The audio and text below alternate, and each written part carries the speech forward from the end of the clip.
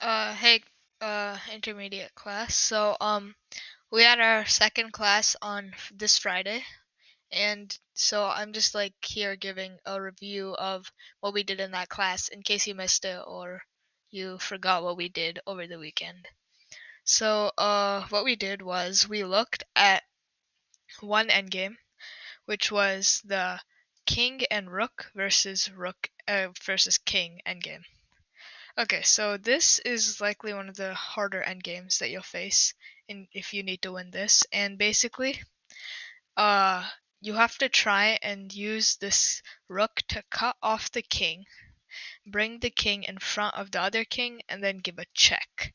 And then that would force the black's or your opponent's king back. So to start off, what we have to do is get our rook in a cutoff position. And what that basically means is just put it on a square where it doesn't allow the opponent's king to move to the other side of the board. So right now, the rook is on the D file, right? So this king has 4 files to move to. So has any of the squares that I am about to highlight red can move to any of these files, right? These squares. Okay, so now we have this rook in the cutoff position, right?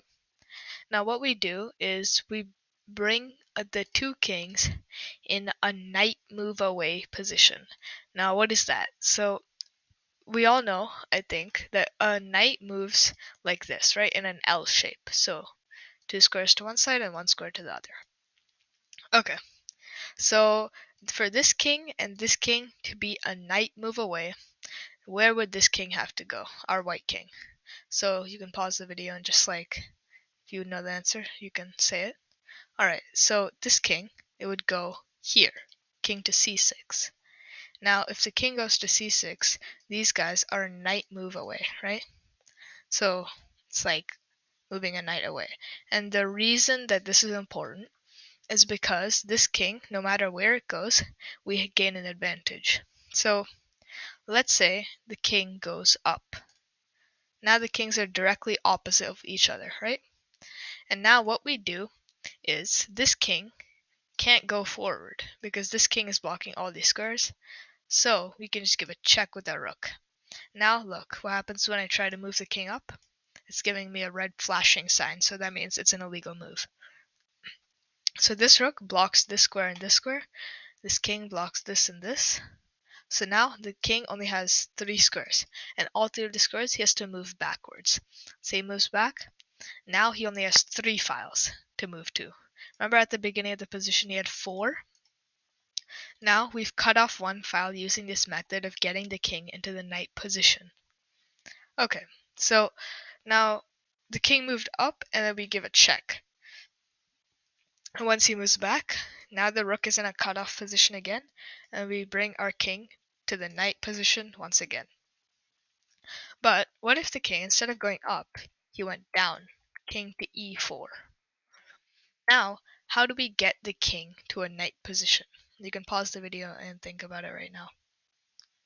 Okay, so the king, to get a knight move away from here, he has 2 moves, right? King d6 or king c5. Now let's see the problem with king c6. King d6. So if the king goes to d6, we're blocking our own rook, correct? So now it's not cutting off anymore. So in this position, this rook was cutting off the king, so it couldn't go here. But now if we play king to d6, the king can move over here. And that just makes our job a lot harder. So king c5. Now the rook is still cutting off, and the king is in a knight move away from the opponent's king. And remember, it was similar to the first position where we'd had this knight move away. Okay, so now we saw why king to d6 wasn't good. So king to c5. Alright, now king to c5, and once again, if he moves up, you can pause the video and think about the correct move.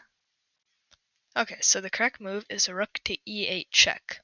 And remember, because these kings are directly opposite of one another, this king is blocking all these 3 squares. This rook is blocking, these 2 squares. So if all 5 of these squares are blocked, the king can only move backward, right? If the king moves backward, then he only has 3 files left. So instead of going down, instead of going up, he's going to go down. Okay, now that he goes down, we just continue our path. We go down again, get into a knight position, and he keeps moving down. He keeps moving down, and finally, chess.com is glitching.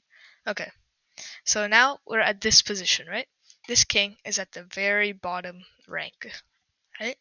So now this means that this king can no longer move move down, because if it goes down, it's gonna move off the board, right? So now this king has to move up or back. And remember, if he goes up, we're just gonna give a check and he's forced back. Alright, so instead of going up, he might go back. And if we do that, think about the correct move in this position. Okay, so the correct move is to get in the cutoff position. That was our first step, remember? So step 1, get the rook into a cutoff position, where it doesn't allow the king to move forward and then to the other side. It can only allow him to move up and down or backwards. Okay, now that the rook is in the cutoff position, the second step is to get the king into the knight move away position. It's like this, where both kings are a knight move away. And the third and final step is if the kings are directly opposite of one another, then you can give a check to the side, force them back, and repeat the process. Okay, I hope you guys understood this video, and I'll see you next class. Bye.